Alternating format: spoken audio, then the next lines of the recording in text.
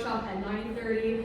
Hope you all are having a great week. It is AI week, it's SuperAI, lots of fun events going on to just talk about what the future of AI is and what you can actually do with the technology. So just to quickly introduce myself and Grim, I am Sherry. I run a startup by day called Peak. We're an AI native personal finance app targeting the next generation of wealth builders.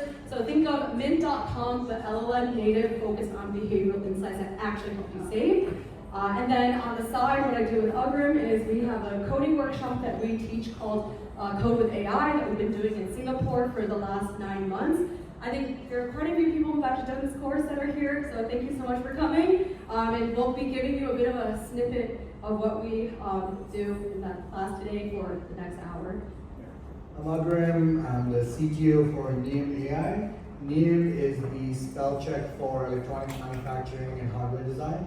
What we do is we take your bill of materials and help you figure out any flaws that you might have in the manufacturing process and the choice of components, find you alternatives based on simulations, and then help you avoid a lot of errors that, for the biggest companies, cost them at least high double-digit $1 million a year. And obviously, as Sherry mentioned, we've been doing this, and it's been great to teach over 300 people over the last few months, and another 100 or so coming through over the next couple of weeks. Yeah. So before we begin, I would love to get a show of hands. Who here has heard of the term vibe coding before? Okay, great. Who's heard of like cursor, V0, lovable? Okay, great. So those are all different kind of tools that you can use in the whole vibe coding universe. Again, what we will be demoing is just one of them today, but there are many different reasons why you would use one over the other, but great to see that people have familiarity with it. And then I'll ask 2 more questions before we go to the next part. Who here is currently building using the tools? Awesome, okay, that's great. And then who here's show of hands, who's like a startup founder, who's in startups, wants to quit their job and do a startup? I won't tell your manager, I promise. Okay, great. So that's awesome. So what we'll do today is, number one, we'll talk a little bit about how the whole startup building landscape has changed in the era of AI, where you can now really get things started. All you have to do is just do things. So we'll talk about that. We'll go through a couple of case studies of how both of our companies have used AI coding in both B2C as well as B2B use cases. And then we'll also talk a little bit about the types of projects that our students have been able to build in Code with AI.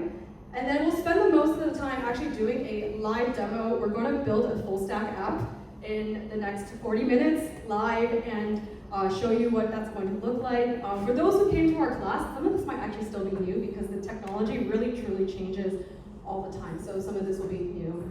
And then final thing, we want to make this interactive. So if you do have questions, as we're going through stuff, feel free to raise your hands. I know a few of you have expressed that you've used some of these tools before, so if you want to get down to how to use MCPs or things like that, if you don't know what that means, it's fine, but if you want to ask those questions, feel free. We want to make this a two-way street, so we're not just yapping about coding, we're actually doing stuff that you're learning. All right, so traditional startup building.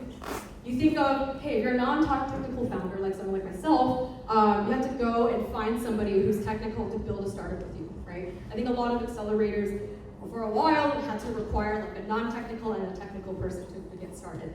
And then after you find that, co-founder, you're like, okay, well, we need to now raise a bunch of money to hire an engineering team to actually build the first builds. And then you go out and fundraise, you raise the money, and then you go out and hire a team, and then build the product. And you have 6 months to basically kind of figure out if customers even really want this, because at the end of the day, as much customer research you want to do and validation as possible, there's nothing that really beats putting something in front of someone's face, and even better, seeing if there is payment intent or something like that.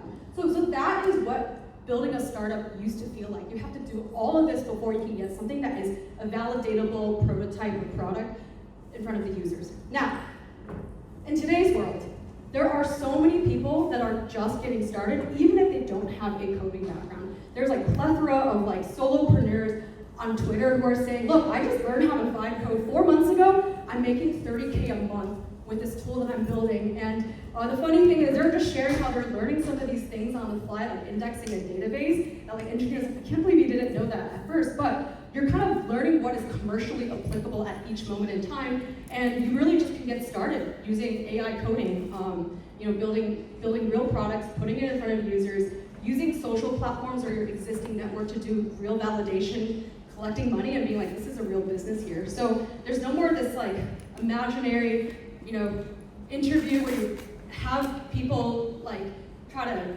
conceptualize what you're building. You can actually put it in front of them. So I'll share a little bit about how we actually used vibe coding for my company, Peak. So we had a moment end of last year, beginning of this year, where we thought that we wanted to change directions from a desktop, I would say, ChatGPT wrapper on top of a dashboard, product that's focused more on millennials when it comes to managing money. And we're like, let's build something that focuses a little bit more on the next generation. So Gen Zs who are just starting out their money habits, etc. And they have to do things on mobile because it's just much more mobile native kind of interaction and much more habit building. So instead of having my entire team work on something for a period of a month, I actually vibe coded the first prototype for Peak in 3 hours. I was doing it at my parents' home. It was during kind of winter holidays time. I put it in front of 20 people and then iterated during 4 weeks and eventually got enough validation to basically launch this product out there on Twitter and other social platforms, which allowed us essentially to get in front of thousands of people, get thousands of downloads, and then hit #1 on Product Hunt just about a little bit more than a month ago. So what is the learning here? I mean, just a bit of background. I'm not a technical person by training. I started to learn doing this stuff May of last year before vibe coding was really considered vibe coding. I was struggling with Python and Streamlit. For those who are familiar with that, it's very, very ugly and definitely not as good as what the stack is today. But this is all stuff that I picked up in a couple of months, right? Without a coding background. So anyone really can do it as long as they have the vision and product idea and then connection to the user to be able to come up with the stories to prototype. I think she's also being a little humble here. Over the first couple of months when she's first picked up how to code, she wasn't obviously building sophisticated mobile apps, but what she did find a way to build were things that could help with lead gen. So for instance, for early Peak, she was looking at, okay, should you have a rent versus buy calculator? Should you be buying property in Singapore, essentially? Or if you're investing in ETFs and you're investing across ETFs, what is the overlap of the stocks portfolio and the makeup of these? Because are you investing in the same thing over and over again, or are you investing in different buckets of stocks? These are conceptually fairly simple things, but being able to build an application around it that takes real-time data from Yahoo Finance or any of these other finance APIs, and then put this out for someone to use. This in itself, while seeming simple, is still an application that still has users, that you can still use to collect data on who's interested in things like these, or does your ICP even resonate with the kind of things you're building. And this became a lead gen engine, and she ended up building 3-4 applications over the space of about a month and a half. And ugly as they were a first bet on, look, building applications was working for me, so this is valuable as a founder for me to invest time in instead of being worried about just focusing on the customer or just focusing on the growth. Building also became an integral part of the CEO's toolkit. The other thing to add here before moving on to the next case is, for those who are interested in building AI native apps using AI, I know that sounds really meta, it's really hard to ask people to imagine how AI will help them in something. If you're like, oh, I have an AI app that helps you coach about fitness, you're like, okay, well, what does it look like? Is it giving me is it reading my data and giving me macros recommendations? Is it nudging me? You actually really have to build it. When you ask people, do you want these kind of things, it's really hard for them to imagine it, especially for form factors or UIs that are very novel today, right? So you do have to get to a point where you can show something tangible for people to react. And that's exactly how we felt as well, because when I saw people use a conversational AI for personal finance, I got to see them really reflect and be like, oh, this feels like it's really trying to understand me, right? It's not like I'm looking at a bunch of charts and making me feel dumb that I don't know how to read a Sankey chart. People felt like it was much more understanding of, what their current situation is and everything. The second case study is from my company called NEO. So as I mentioned earlier, we're building an AI-powered hardware part risk co-pilot. Essentially, any of the big electronics manufacturers out there have tons of processes that go into, let's say, making your iPhone, or making your washing machine, or your laptops, or whatever. And this process has way too many manual parts where errors can get introduced at every spot. Now, if you have one board or one PCB go wrong, it can cost you like $500,000 to $1 million. And if you're working on multiple products during the year, this can easily add up to a few million, a few tens of million. And this, while seeming insignificant in the larger scheme of things, like the biggest companies are doing like double-digit billion a year, it's still a pretty significant number. So if you're able to save them these things with AI, it obviously becomes a real valuable point. Now for us, we don't have any team members, it's just me and my co-founder, and both of us are not from the electronics domain. So we're building in a space we have fuck all idea about. And it's been interesting that we've still managed to get maybe one of the top 3 manufacturers in the world to sign a pilot with us. I was in Taiwan like up to about 2 hours ago, I just landed. And we went there to sign this pilot formally. And it's been interesting that what usually if anyone's worked with enterprises, you know that these conversations can take forever to get across the finish line. For us, not being from the domain, it took us about 6 months to close the cycle. And the reason we were able to do this was the speed at which we were able to operate. So every time we'd get on a call with them or every time we'd work on a problem with them, we could pretty much co-create as the call was going on. That okay, based on certain requirements or based on certain data sets that you might want to use, what could the experience look like or what could the outputs look like? And this allowed us to move really fast, but this also allowed them to feel like they had stake in what was being built. Like even as of like yesterday when we were in the meeting, every time we showed them a demo, it was giving them 5 new ideas of, oh, maybe we could also work on something like this. We haven't thought about this, but this is also a problem. And this, I think, is only possible if you're able to co-create and co-build while the calls are going on or within the day, within the week. So while Sherry is non-technical, I'm super technical, but we use the same toolkit. I would mock out demos using V0, for instance. If anything requires heavy API incorporation, I'd maybe use Cursor. But it'd be very easy to then get a demo out and get it in front of the user that, okay, look at this Screen Studio video and tell me, does this make sense to you? And that would immediately start more innovation on their end and be like, okay, this looks good. Let's try it with an example. Here are some case studies you can try this with. So super useful for us, even as a super lean team with basically one dev working on this full time to ship out enterprise-grade products. So, I mean, you might be thinking, okay, you have to be very technical like Ugrim to use AI to be more efficient, or maybe you have to be Sherry struggling through learning how to code with AI for months before getting a prototype ready. But the reality is, you can actually do this in just a couple of hours, right? So we actually started to run this workshop called Code with AI in the end of August last year. Happened because I started to post about my own coding learning journey on LinkedIn, and a few people were like, hey, do you have a PDF? Are you teaching this? And so that's actually what led to us running these workshops in Singapore, and they're in person. We do a lot of live debugging and all of that. So what's been really amazing is actually seeing how AI coding has not just helped, company use cases, but a lot of people are using AI for actually building personal apps. So we all know that if you use a software product, it's like a one-size-fits-all thing. If I'm using MyFitnessPal, like maybe I don't like this color, maybe I want my data displayed differently, right? But what you can do now is you can actually create apps, even if you don't want to commercialize it, you can just make it for yourself. If it's like, I want to have a bespoke way of tracking my personal records when it comes to exercising, or I want an AI-generated storybook tool for me to tell my 6-year-old or 5-year-old stories at night, right? So these are all kind of... Mateus building his movie tracker. Yeah. So he built a tracker so he could track all the movies he was watching with reviews and things. Lei built a Chinese dating website that matchmade kids. Fully functional.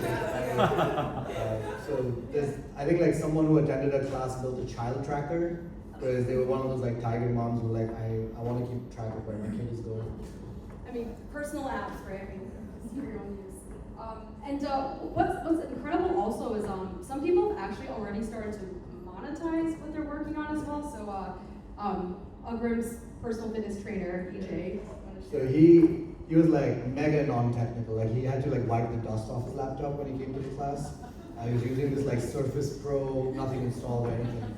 But I've been like training with him for a few years on and off, and he'd been very clear that, look, personal training is not personalized if you can't use the user's data to build their program around. So for instance, that does not just mean the diet and the exercise, it also means taking your blood work. And then using that and maybe your DNA data and figuring out what your supplement stack should look like, what your nutrition and exercise should look like. Sometimes you also realize very specific things. Like he trains a lot of celebrities in Singapore, and they're all like, let's say in their mid-40s. So if you ever get results for, let's say, testosterone levels, it might say that's normal for a 40-year-old, but you're trying to train like a 20-year-old, so it's on the lower end. So even your blood work doesn't necessarily translate effectively to recommendations if your system isn't built to recognize these things. Because your doctors would be like, you're fine for a 40-year-old, but you're trying to train like someone who's 25. So what he did was he came to the class and he built himself this application, which again, in principle, fairly simple. You upload, you come up with your profile on, do you have any pre-existing conditions, height, weight, the usual stuff. But then you also get to upload your blood work. And then based on that, you get to create your supplement stack and what supplements you're gonna have, what should nutrition look like, what should exercise look like. And what he did was he never really gave this to his clients, but instead he started creating these custom PDFs that were reports that he was giving to the clients before these trainings started. And I think he bumped his price up from like $100 to $150 an hour per session, purely because his sessions are the most personalized sessions in town now. Because your fitness first instructors will not give you that, or your other personal trainers will not give you that level of detail based on your blood work. So even though it's something it never went public or it's not being used or not being sold, he's been able to benchmark his service against, look, this is the quality of service I can offer, purely because of this like AI tool that I've built that services my needs and my clients, which was really interesting for us. And obviously the last line is like, yeah, we've been in the news recently. Yeah, and also thank you, Rachel, for that too, for featuring us. Okay, without further ado, we're going to jump into the more practical part of this, right? Because I think there's a lot of talks around like AI thought leadership, future of AI frontiers, like all that stuff at this conference, which is great, but we want to get down and dirty into the actual tools and show you how to actually use them. So to go over the stack, number one is we use ChatGPT, and this is really important at the initial stages of building the requirements of your app. Now, for those who are product managers or in startups, you probably heard the term PRD, product requirement doc. If you're not, that's okay. It's just a set of instructions, normally to tell your developers what to build, why to build it, how to build it. But in our case, it's actually the instructions that you give to the LLMs to build the app for you. 50% of your problems are actually solved at this initial stage if you set it up right. And we know this because we've taught many iterations of our class. And so for the students who didn't get the ChatGPT, custom GPT, I know that there's a... Yeah, essentially what we've done is we found a way to boil down PRDs that are generated with Claude or GPT into domain-specific language that work with LLMs. So what we now do is, it's a custom GPT that we wrote, and you guys can have access to it, it's public now, where you can go from an idea to clarifying questions to sort of scope out what your product is supposed to look like, but then it creates these very nice bite-sized prompts that you can use not only with V0, but you can also use them with Cursor or any of these things. And the challenge that we were trying to address here was, if you ask for a PRD with Claude or any of these services, you get this like big essay on, here are like 10 features you should build, here are 5 more in the pipeline, all of this will take you 8 months to build. Like, that's not what I want. What I want is a scoped out set of 3 features that can be part of my minimum viable product, and how should I be telling the AI to build this for me? Right? So we're trying to take the cognitive load of having to figure any of this out of the equation. The usual challenge with generating a PRD is, if your requirements are not clear, then the AI will give you slop because it's bullshit in, bullshit out.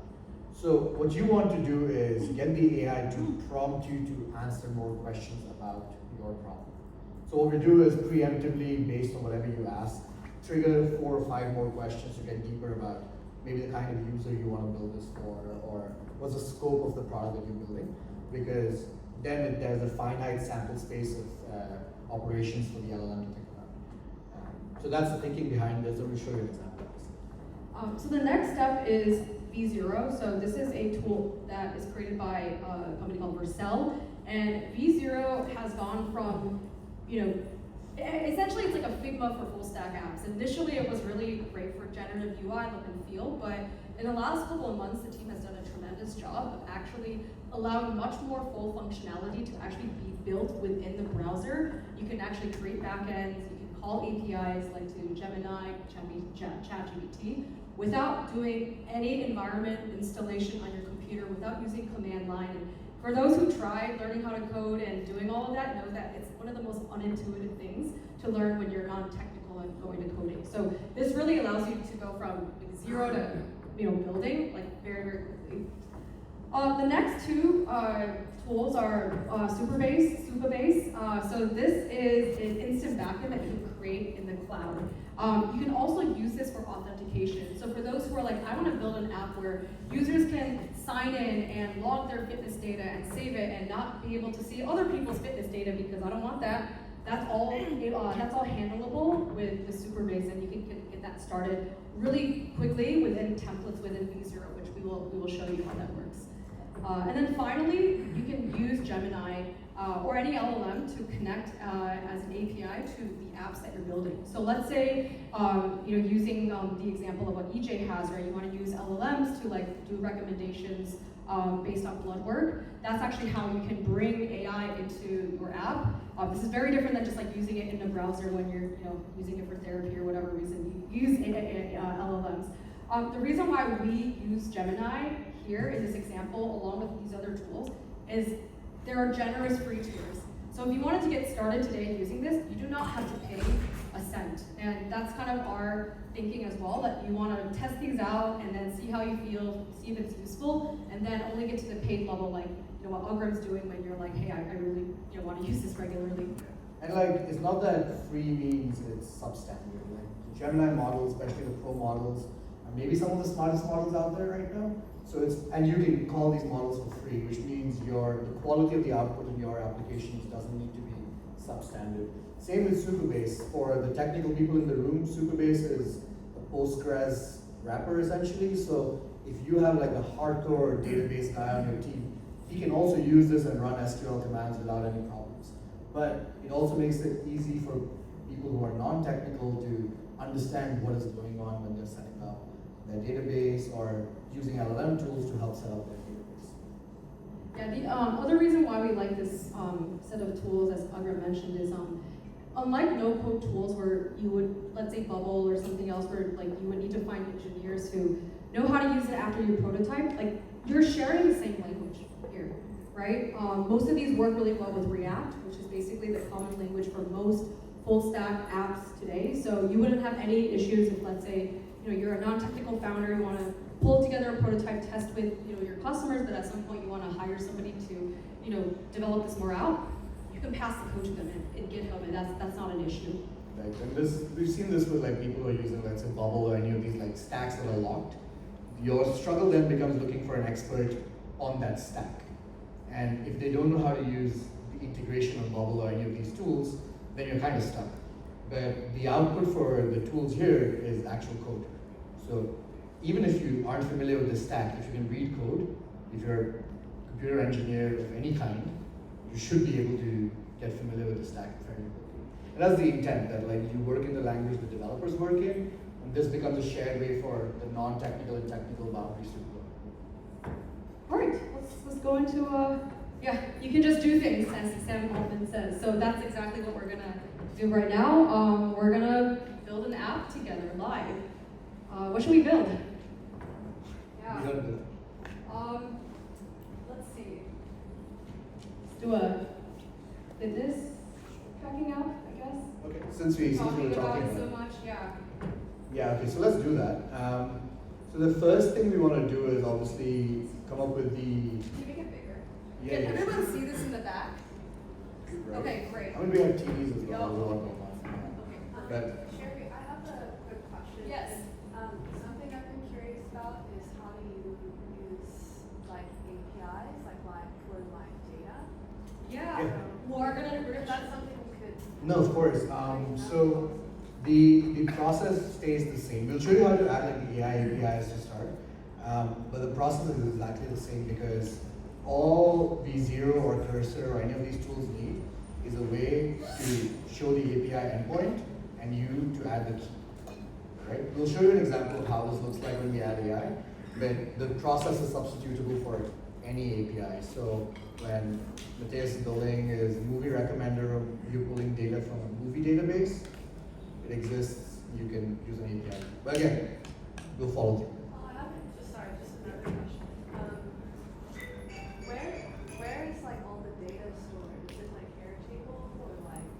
We're actually about to show you Okay, this cool. right now. So Okay. Yeah, so the aim of using a database is so that we can save that data to the database. So which is great because you want your apps to be persistent, where like, you know, if you and I have used the app and we stop using it and then we come back like 2 days later, the data is still there. Yeah. Or, you know, I use it on my laptop and I switch to the phone, it should still be there. Or if you and I are using the app at the same time, our data is not getting mixed up with each other, or you can't change my records and I can't change your records. So these things are handled well when you use a proper database service, something like supabase. One of the ways, and just to like summarize it here, is how you add what they call row-level security, which is this record belongs to me, so only I should be able to edit it. So that becomes something you add as a condition to database records. If those conditions are missing, then you can go change my weight on the fitness tracker, and like you can change that I like, you know, didn't do half my reps, and then I'm getting shit data, and the AI is giving me shit feedback, and everything. Yeah. Okay. You want to guide? yeah, let's just start with something general, right? I want to build a fitness app that helps me track my workouts. So notice I'm using a very generic sentence right now to see what kind of clarifications I need to make. All right. So now you can see that there are some questions that are generated that help force you to add a little bit more detail so the AI can give you good output. So it's asking, hey, who is a primary user? What do you want to track? Do you want to see history, progress over time? So now we're talking, right? Because it really wants to know like what your exact detailed user stories are when constructing this. So we'll go through this. So I think for a primary user, I think just me for now.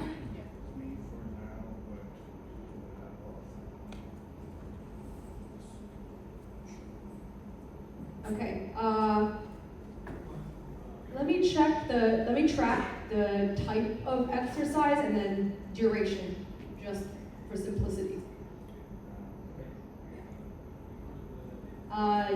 Yes, I would like to see past workout history and progress.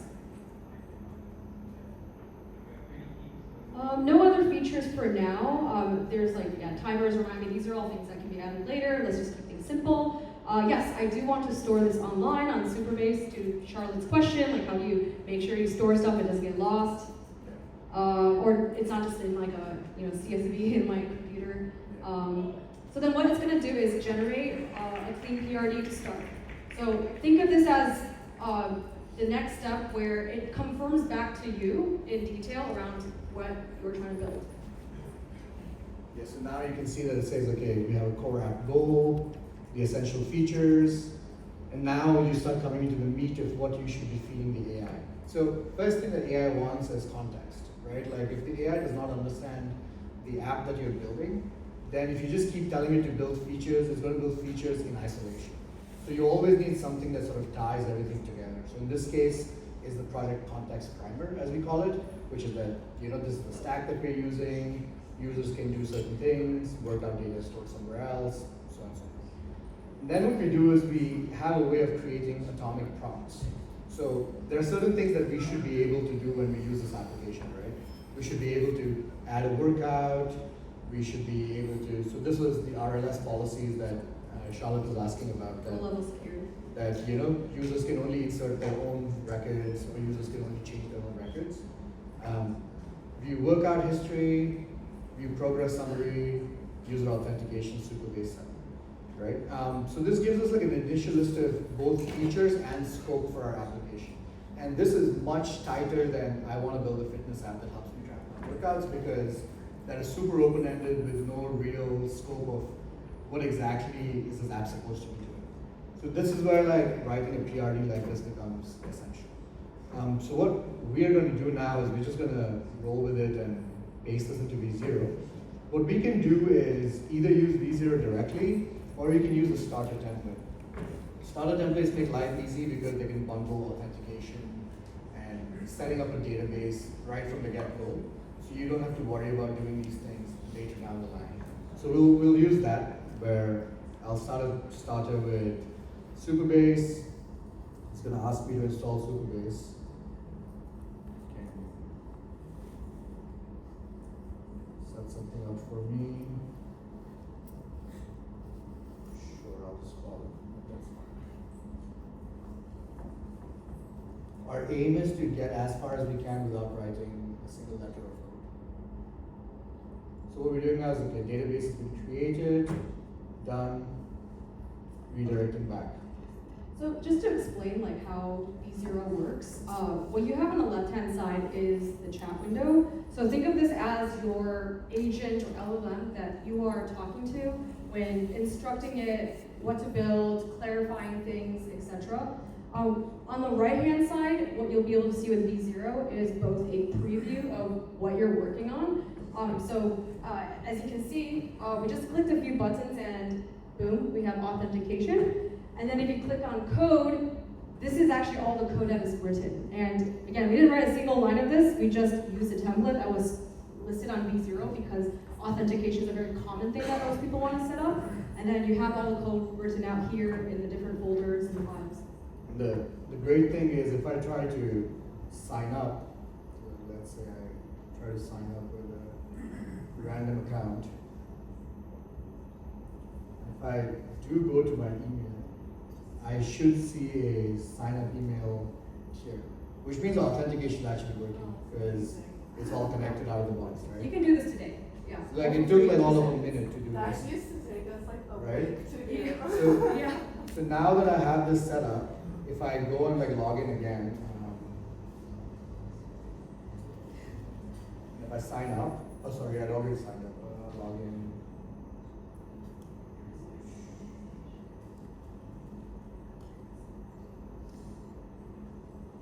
Yeah, now I'm logged in. So my login chain is already working. And if you want to check deeper on whether this is working or no, if I go to the project that we had set up on Supabase and I go to authentication, I can see that I have an account set. So this is reflected on the database as well, and it's obviously reflected on the front. So now that we have this ready to go, now we can start building features and then limiting them to whatever users. Yes? This is a question. Sorry, do you guys intend to Google through V0 yet, or you just use email? So Supabase actually allows you to do Google Auth as well. There is, I can find the options for that, but I've set up Google Auth Supabase, so I was just wondering V0. I think there is an option for Google Auth and V0 if I'm not wrong. There are some integrations and ways to set these things up. I think if I'm not wrong, you can set it up to do this. But in any case, because Supabase allows you to do it anyway, if you enable it through Supabase and just ask V0 to add the button in, that should work. I saw your hand go first. Can you just go back from when you went from V0 to Supabase? You went through that very quickly. Oh, it was just the setting step. up authentication. So essentially the step was you want Yeah. Okay, just to explain what was happening, right? If you just go to this chat, none of this, go all the way up. So this is just what V0 is telling us it is doing. So it's creating all these files to make authentication via Supabase possible. So, I mean, it's really small here, but there's things called components in Next.js where they're basically creating reusable parts. So a login form is exactly what you saw here. So this is just instruction around like the step-by-step that it's creating in version 1, which is what we've been working on. Now, all he did at the bottom was go to Supabase and install, and that's all he did. So there was a button here that says install Supabase. What it does is it connects the database to your application. The way to know that your application is connected is if I go to environment variables, you will see that we have like these Supabase keys that were added. That means that this uniquely identifies my database that is associated with the application that I'm building. So which is why when I logged in, I could see that I was reflected as a user on my application. So if you're like, hey, what is an environment variable? What is a key? Why does it matter for an API? So anytime you're trying to bring in live data from another service or connect to a database or bring AI into your app, you have to access the service through something called a key. And now this is basically the company or the service knowing how much you are using it. So sometimes what your usage is free, right? But there could be a point in time where they're going to charge you for it. For the case of using GPT or using Claude, like we have to pay for using it. So they use the key to track, like, hey, this particular user is using it this amount. This is what we charge. Now you can use environment variable and key. I guess interchangeably. You just put your key, the unique identifier, inside an environment variable. So that's what you're seeing on the right-hand side. Now, something super, super important that I think some people get wrong when they first start building apps using AI is you do not want these keys to be leaked publicly. Because what could happen is somebody else is like, oh, this is like I can just use Algorithm's key and just like charge the shit out of him while using Claude, right? We don't want that to happen. So there are things in place in V0 that we really like that make sure that your keys are not being leaked out when you launch projects. I think Lovable or Bold had some heat for the. Well, so there's been a lot of discussion around the security of these applications. Are these apps secure? Are these apps prone to being, DDoSed or hacked or whatever? Part of the concern started with the leakage of keys because a lot of people were just pasting the keys into the prompt. Like, here's my key. Help me integrate this. Yeah. But the problem with doing that is your key is getting saved on the public side where it's part of the code itself instead of part of the variables. So your application will still work, but I could just access your code or I could open your GitHub and find the keys. And then I could just use those keys and spend your money. Or change your database around or delete your data or like any of these things that can cause tons of issues down the line and things that you want to avoid from day zero, essentially. So that's why environment variables are separate, not in the code. Yes? How many bugs does this way of coding produce? So basically, you or me are doing the classical coding. Everyone makes a mistake there. Right. When it comes to vibe coding, is it just that it doesn't produce exactly the feature that you wanted, or does it actually make coding mistakes? So I think there's a difference between bugs and AI not doing what you want it to do, right? Bugs will happen, right? And the great thing about using AI is you can also tell AI where these things are happening. So I think there's some common issues sometimes where you're trying to use a library that hasn't been installed, right? So they'll be like, oh, this is module's not found or this is not found, right? That's a bug, right? And I think AI coding has gotten really good at actually detecting that and then showing where you can fix it. The other thing you're describing is when AI is not doing what you want it to do, which is not always a bug. Sometimes you're just not specific enough, right? I think this is something that we try to arrest at the PRD stage because it really forces you to answer the question of what are you looking for? But again, maybe you look at something and you're like, that's not exactly what I thought when I wrote those lines. You can still use AI to get down to better detail around what you're looking for. I think as we go through this, we can show you how that comes up. Most of the time when we do live vibe coding, there's at least one bug that comes up. This is totally normal. It's just all part of the process. So we can show how we go through the debugging process without writing lines of code. So let's now get into building the app.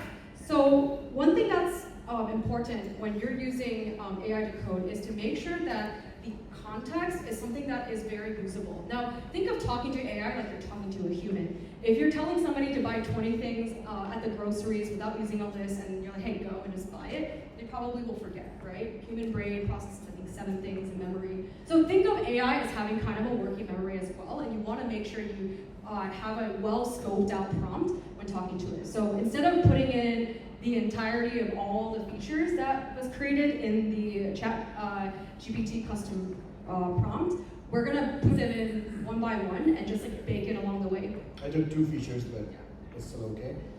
One of the issues that happens when you do AI coding is flooding the context. If the context has 10 features you ask it to build, it'll screw up all 10 features. Reliably. It'll be so far out that it's nothing like what you asked for. But if you go one at a time, or if you're able to offer context, you will see that the output is very reliable. And one of the things that's now happening is the new practice, especially the practice that's emerged in the last month or so, is how much more context can you use, or how much more context window can you use. So Claude has now started offering this max plan, right? And the intent behind the max plan is I get more context space, right? Okay, so it had an error, and it's like fixing the error as it goes. It's fixing it on its own sometimes now. It's like, Yeah. it doesn't need to ask you if you want to fix the bug, you probably want to fix it. So. Yeah. So anyway, so Claude now has this like max plan for more tokens. One of the other services I started using recently is called AMP Code. And AMP's entire selling point is that AI should not be $20 or $200 a month. It costs what it costs, which means you need to spend money to build good features and use context properly, which means sometimes my feature costs me $10, but that feature works. So then you start making a trade-off on, okay, in the larger scheme of things, if I spend like $500 this month building features, it's still cheaper than having an employee with me, but at the same time, I was also able to get work done within the week. So there are different schools of thought around it, but AMP Code does the same thing where based on your prompt, it creates a to-do list and breaks the task down into subtasks, and then either creates sub-agents to work on individual tasks, or knocks down the tasks one by one. So again, it breaks its context out into smaller pieces. And then once it feels that your context is getting full, it'll tell you to like start a new chat, summarize the previous one, so you don't keep flooding the same context with information. What's the name of that tool? AMP Code, it's actually an extension, so AMP. So you'll be able to find this as an extension, again, on the store, but they also have. I'm wearing this shirt, by the way. Yeah, that's Yeah, AMP. this is you're looking at how the logo looks like. Oh, that's an extension on Zero? It's one of those additional AI tools that you can use. Let's see if it actually installed everything that we asked it to do. So just in case you're like, what's happening here?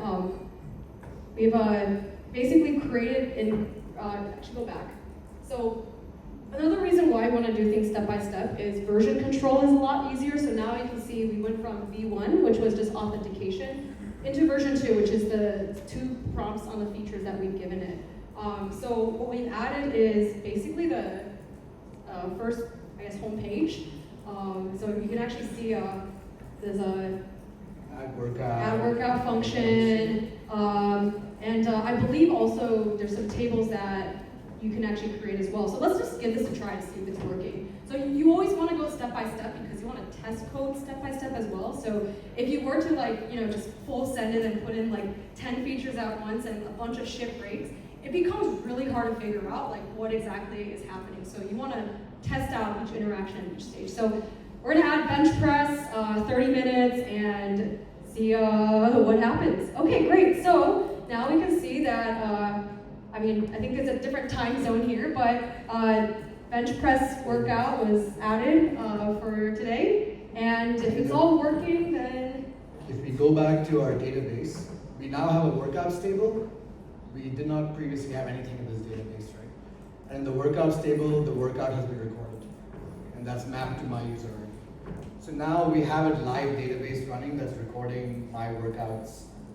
So if I like left the app, I came back tomorrow, whatever, we'd have a database with the information stored there. So within maybe like 5 minutes, we were able to go from 0 to database authentication, all wired up, all ready to go. If you obviously wanted to add more tables, to record more details, the process would be just the same. All right, want to cook up the next step? Yeah, which was the one? I think it might be the These two. histories. Oh, So the progress summary, and we already have auth set up, so maybe what I'll do is I'll do this feature, and then we'll do an AI integration, and then I think that will be it for the session. So let's do a progress summary page, and we'll let it go and cook it. In the meantime, what I'll do is I want to add a feature that uses Gemini on AI SDK to, I don't know, give us like Maybe suggestions. recommended workout based on progress summary? Yeah, probably. Yeah.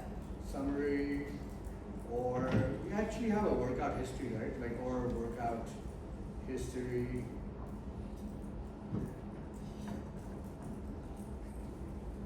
So, Nice feature addition. So as you can see, it's actually iterating through the process again with us, even though we're talking about one feature. It's making us clarify our intent around what exactly the AI is doing, right? Like what kind of recommendations that should be, which usually goes into the prompt details, right, that you would write for AI.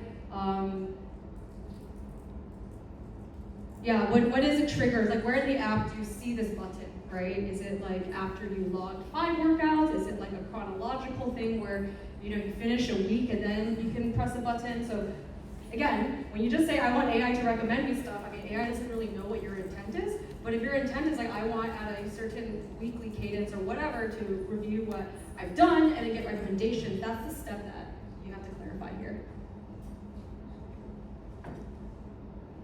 Yeah, kind of winging the discussion.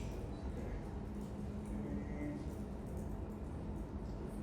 So we have this new feature. I'll wait for this while. So we have a progress summary feature that we just built. So let's see if it was built. We didn't even look at it, so I have no idea. Maybe we have to add.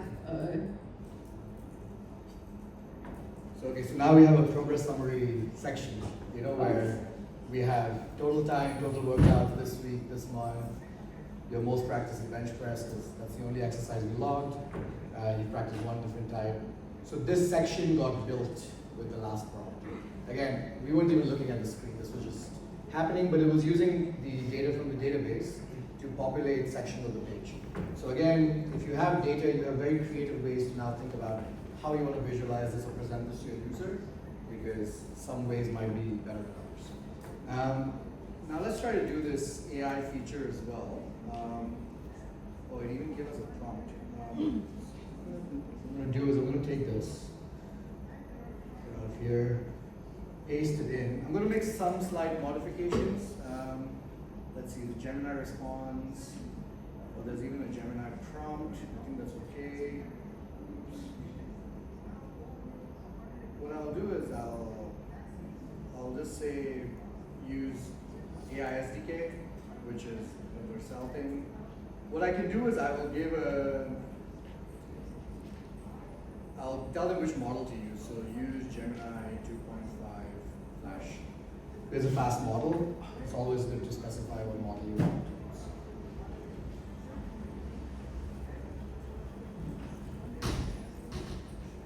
So one of the things that we didn't show you earlier is you can see that reasoning models have now become the flavor of the day, where you get the AI to reflect on what it plans to do before it does it. And you see the same thing here, that the user wants this, that they get recommendation, calls Gemini, and the user workout history. I need to build this in, create a server action, do all the good stuff. I'll set it up. So this is also useful if you want to track where it's going off course. If it starts building a different feature, you know exactly what to say to steer course. But for technical people, if you don't want to use server actions, you want to use something else, you can be specific about, okay, I do not like server actions. Maybe I want to use something else, or maybe I'm using byte instead of next or whatever, right? So you can be very specific about naming conventions, file names, types. Do you use use effect or not? Like you can be very specific about the style of code that's being written. So it has implemented stuff. I need to ask it an important question, which we will realize soon. Once I log in, one of the things that we haven't done is connected our Gemini to this. So if I press get workout recommendation, I'm not going to get anything because the key is missing, right? So this is how you want to connect your API key. So let's see what us trying to fix this error with V0 says. And in case that was too fast, that red box said fix with V0. So all you have to do is click it, and it will just tell you what's missing. So it's like, yeah, API key is missing. We need to add that to the environment variables, just like we had to add the key for supabase to access the tables and do authentication. Let's see what it does. Essentially, we'll need to get a key from somewhere. For Gemini, you can get that key from ai.dev, which will take you to a wonderful site, which is the AI Studio. There's a big get API key button, and you can generate an API key either with this big button here or use if you have one. And it's free to generate. And it's free. So I'll just copy one key for now, and let's see what this says. Okay, I think it's, so see, this is where like mistakes happen. So it realized that there was an issue, so it started thinking of using OpenAI. So what we'll say is, we are happy to use Gemini 2.5 Flash. We just don't know where to put the API key. Can you fix this for us? Model API. Now, there is a way to enhance prompts in V0, and this will suddenly become a massive paragraph where modify this code to correctly integrate this model, ensuring that the key is configured, ask for this key with this variable. So this can also help you sort of clarify the thinking. But one of the things you notice here is it just adds a lot more detail and adds a lot more context to the request that is being sent. If the request does not have context, the LLM will give you empty answers. But if the context is very clear that the API key parameter that needs to be used, how the integration needs to be, where the integration needs to be, then the response quality will be much better or basically accurate.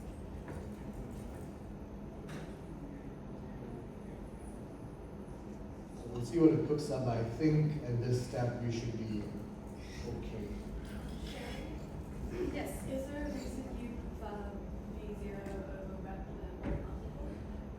Yeah, I mean, there's a few, right? And again, I think you have to try the tools yourself to figure out what works for you. I think number one is security. So V0, again, has put in a lot of measures in place to make sure that you, as someone who's new developing this, doesn't accidentally like leak API keys, etc.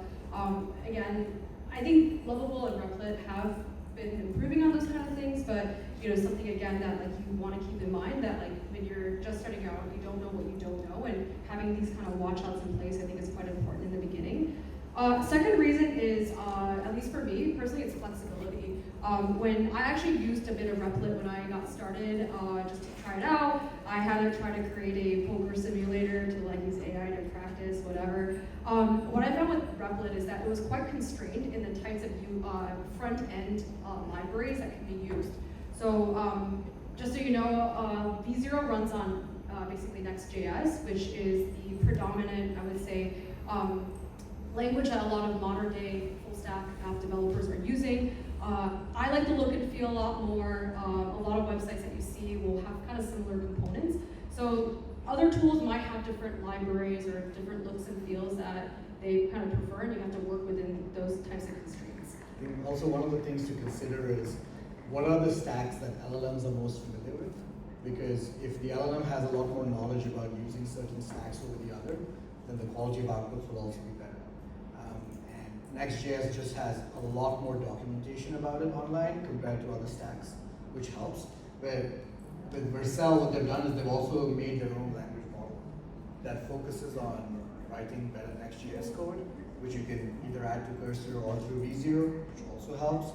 But Vercel basically behaves like AWS in the sense that you can also deploy your websites with them, manage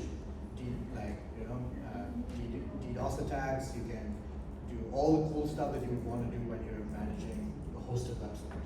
So for ease of access and ease of use, plus using the latest and greatest in the stack that's available, this becomes a default choice.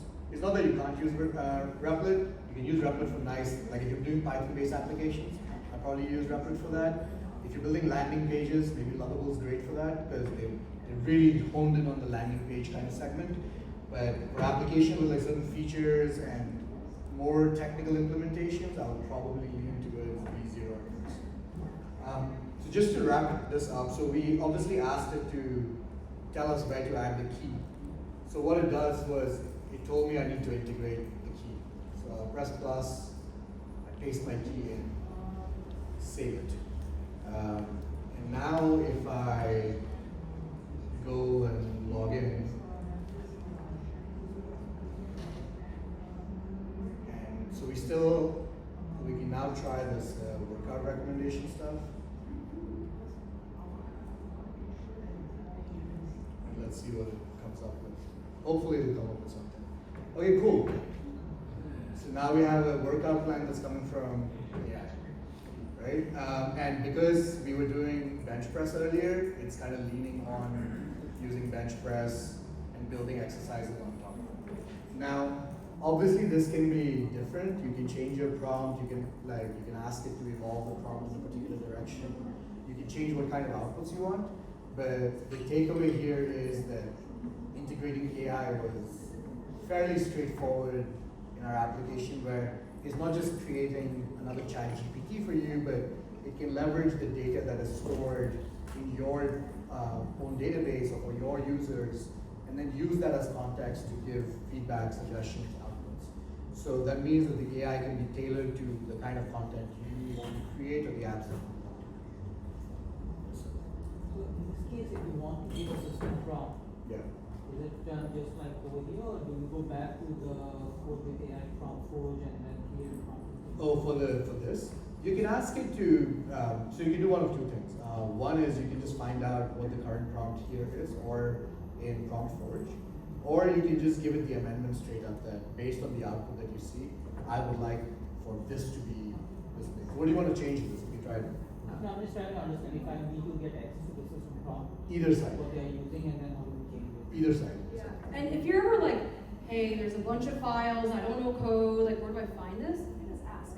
You can just ask that, like, in which file is the prompt being saved, or what is the prompt that is currently being used to generate this, and then you can be like, hey, I want to change this to focus more on diet instead of exercise or something else, or you can give it the exact prompt that, like, this is what I want to use, and what this will do is like swap it out because the prompt is sitting in one of these files.